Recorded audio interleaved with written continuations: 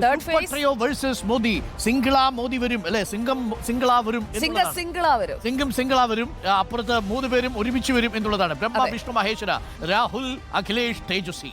അങ്ങനെ പറയാൻ പറ്റില്ലല്ലോ. സനാതന ധർമ്മത്തിനെതിരെ പറഞ്ഞതും ഈ രണ്ടാം ഘട്ട വേളയിൽ കൂടുതൽ ചർച്ചയായ കാര്യമാണ്. സനാതന ധർമ്മത്തിനെതിരെ ഒന്നും പറഞ്ഞിട്ടില്ല.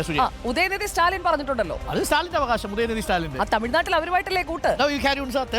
മൂന്നാം ഘട്ടത്തിൽ 94 മണ്ഡലങ്ങൾ, 12 സംസ്ഥാനങ്ങൾ. 2019 NDA തൂത്തുവാരിയ ഘട്ടമാണ് മൂന്നാമത്തേത്. അതുകൊണ്ട് തന്നെ ഇത്തവണയും വലിയ പ്രതീക്ഷയൊന്നും വെച്ച് പുലർത്തേണ്ടതില്ല ഇന്ത്യ മുന്നണി എന്നുള്ളതാണ്. 20 സീറ്റുകൾ ഇപ്പോഴത്തെ ഇന്ത്യ ബ്ലോക്കിന്റെ ഭാഗമായ കക്ഷികൾക്കെല്ലാം ചേർന്ന് 2019 കിട്ടിയത് 20 സീറ്റുകൾ മാത്രമാണ്. ശിവസേന വിഭജിച്ചു നിന്നപ്പോൾ എത്രയാണ് അവർക്ക് കിട്ടാൻ പോകുന്നത് എന്നുള്ളത് അറിയണം. അന്ന് അൺഡിവൈഡഡ് ആയിരുന്നപ്പോൾ 4ആണ്, NCP അൺഡിവൈഡഡ് ആയിരുന്നപ്പോൾ 3ആണ്. ആ 4, 3, 7 അത് ഇത്തവണ എങ്ങനെയാണ് ടേൺ ചെയ്യാൻ പോകുന്നത് എന്നുള്ളതാണ്. ടേബിൾസ് എങ്ങനെ ടേൺ ചെയ്യുമെന്നുള്ളത് ഡിസിസീവായി മാറാൻ പോകുന്ന ഫാക്ടർ. പോളിംഗ് പെർസെന്റേജ് 65.68 ആണ്. അതിൽ 3% ഡിഫറൻസ് നമുക്ക് അവിടെയും കാണാൻ കഴിയുന്നുണ്ട്. 2019 68.4% ആയിരുന്നു. 3.2% അവിടെ കാണാൻ സാധിക്കുന്നത്. NDA തൂത്തുവാരിയ മൂന്നാം ഘട്ടത്തിൽ വോട്ടർമാർക്ക് വലിയ താല്പര്യം ഉണ്ടായിരുന്നില്ല എന്നർത്ഥം. അങ്ങനെയല്ല, NDAക്ക് ഒരു ശക്തമായ എതിരാളിയില്ല. NDAയുടെ വോട്ട് മാത്രം വന്ന് പോൾ ചെയ്തിട്ട് പോയാൽ മതി എന്നുള്ളതായിരിക്കും.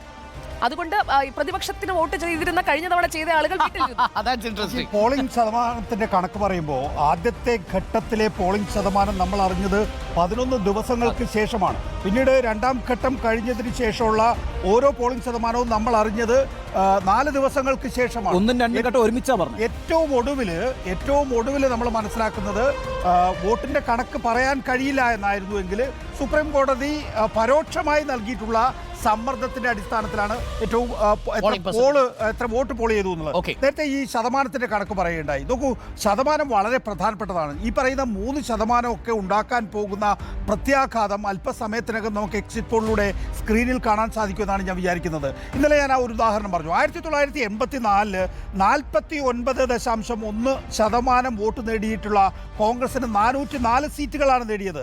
89 എത്തിയപ്പോൾ കോൺഗ്രസ് തകർന്നു കുപ്പുകുത്തി 197 സീറ്റുകളിലേക്ക്. 9.57% വോട്ടുകളാണ് കോൺഗ്രസിന് ആകെ കുറഞ്ഞത്. പക്ഷേ നഷ്ടപ്പെട്ട സീറ്റുകൾ എന്ന് പറയുന്നത് ഏതാണ്ട് 207 സീറ്റുകളാണ് കോൺഗ്രസിന് നഷ്ടപ്പെട്ടിട്ടുള്ളത്. 28.55% വോട്ടുകളാണ് 2009 കോൺഗ്രസ് നേടിയത്. അപ്പോൾ 206 സീറ്റ് കിട്ടി.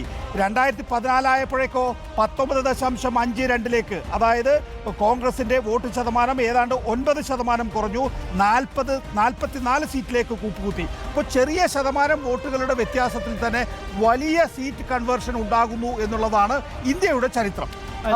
ഒരു കാര്യം പറയാനുള്ളത്, ഈ 2019 ഈ 3% വോട്ടിംഗ് പെർസെൻറ്റേജ് ഷെയർ മാറ്റം വരുമ്പോൾ 50 കോൺസ്റ്റിറ്റ്യുവൻസിയിൽ അടക്കം BJPക്ക് 50% മേലെ വോട്ട് കിട്ടിയ മണ്ഡലങ്ങൾ പ്രതിനിധീകരിക്കുന്നതാണ് മൂന്നാം ഘട്ടം.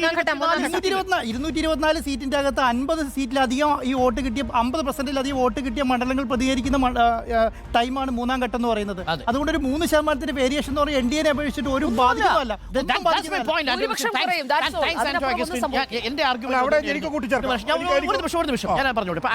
പറഞ്ഞതുപോലെ ഈ തിരഞ്ഞെടുപ്പിൽ 50%-ലധികം BJP വോട്ട് നേടി 224 സീറ്റുകളുണ്ട്. ആ 224 സീറ്റുകളിലാണ് ഈ മൂന്നാം ഘട്ടത്തിൽ 50-ലധികം വോട്ട് 50% വോട്ട് മണ്ഡലങ്ങളാണ് എന്ന് പറഞ്ഞാൽ അതിന്റെ അർത്ഥം ഈ തിരഞ്ഞെടുപ്പിലെ 1-2% വ്യത്യാസം വരുന്നത് കൊണ്ട് 50%-ലധികം വോട്ട് നേടി 224 മണ്ഡലങ്ങൾ BJPക്കൊപ്പം നിൽക്കുന്നു എന്നുള്ളത് കൊണ്ട് അത് ഷിഫ്റ്റ് ചെയ്യാൻ അത് പോരാ എന്നതാണ് എന്റെ ടേക്ക്. അതല്ല, അതായത് ശരിയാണ്. 2019 ലോക്സഭാ തെരഞ്ഞെടുപ്പിനെ സംബന്ധിച്ചിടത്തോളം അവിടെ ഒരു തീവ്ര ദേശീയത ആളിക്കത്തിയിരുന്നു രാജ്യമെങ്ങും.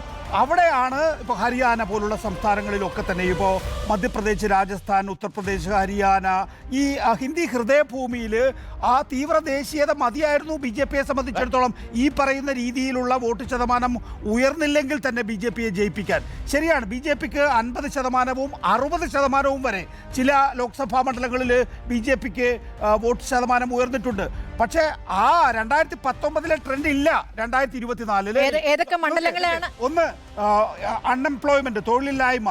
രണ്ടാമത്തേത് പണപ്പെരുപ്പം, വിലക്കയറ്റം എന്ന് പറയുന്നത്.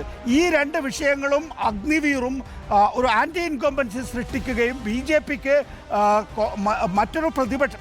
ഈ തെരഞ്ഞെടുപ്പിന്റെ ഏറ്റവും പ്രധാനപ്പെട്ട കാര്യം നമ്മൾ മറന്നുപോകരുത്. BJP വേഴ്സസ് ഇന്ത്യ ബ്ലോക്ക് ആണ് കേട്ടോ. ശരി ഏറ്റവും പ്രതികൂലമായ സാഹചര്യങ്ങളുള്ള സംസ്ഥാനങ്ങളുണ്ട്. BJP വേഴ്സസ് ഇന്ത്യ ബ്ലോക്ക് എന്ന ഒരൊറ്റ സ്ഥാനാർത്ഥിയാണ് ഉള്ളത് എന്നുള്ളത് കാണണം. കഴിഞ്ഞ തവണ വോട്ട് സ്പ്ലിറ്റ് ചെയ്യാൻ Aam Aadmi Party, AMIM, PSP, GSP എല്ലാം ഉണ്ടായിരുന്നു. ഇപ്പോഴും PSP ഉണ്ട്. പക്ഷേ പോട്ടെ, അതിലേക്കൊന്നും ഞാൻ പോകുന്നില്ല. സ്പോയിലേഴ്സ് കുറവാണ്. AMIM, PSP ബാക്കിയുള്ളവർ ഒന്നും. രണ്ടാമത്തെ കാര്യം